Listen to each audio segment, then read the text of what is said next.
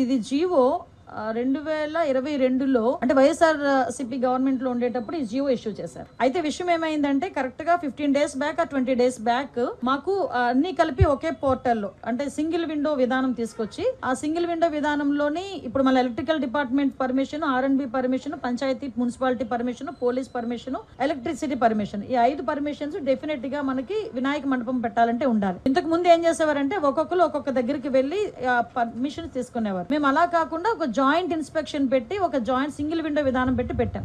అయితే ఆ రోజు ఏం చేశారంటే ఇదే జీవోని నాకు డిపార్ట్మెంట్ వాళ్ళు తీసుకొచ్చి ఇచ్చారు.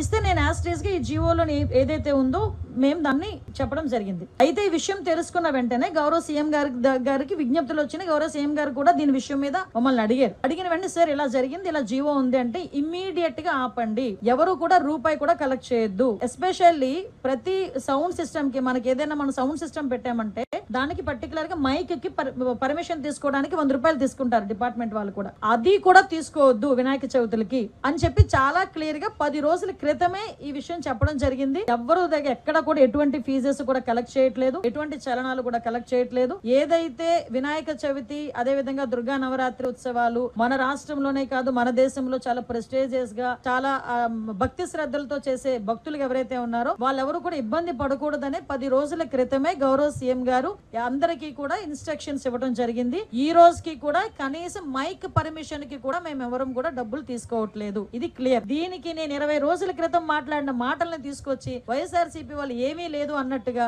ఈ రోజు కావాలని దాన్ని ట్రోల్ చేసే పరిస్థితి చూస్తా ఉంటే వాళ్ళ తాలూకా తెలివి తక్కువతనం, అదే విధంగా వాళ్ళు బురద జల్లే కార్యక్రమాల్లో వాళ్ళకి టైము సిచ్యువేషన్ అలాంటివి ఏం అవసరం లేదన్న సంగతి కూడా చాలా క్లియర్ గా అర్థమవుతుంది. ఇది క్లియర్ గా ప్రజలందరికీ కూడా అర్థం కావాలి కాబట్టి చెప్తున్నా. ఇది ఆల్రెడీ 2022లో ఇచ్చిన జీవో. ఆ రోజు ఆ జీవోని కూడా పక్కన పెట్టి ఎట్టి పరిస్థితుల్లో ఎవరికి కూడా అది కలెక్ట్ చేయొద్దు అని చెప్పారు. ఎవరు కూడా అక్కడ కలెక్ట్ చేయట్లేదు. ప్రతి ఒక్క చోట కూడా వినాయక ఉత్సవాలు అంగరంగ వైభవంగా జరుగుతున్నాయి. ప్రజలు ఎవరు కూడా ఇబ్బంది పడట్లేదు.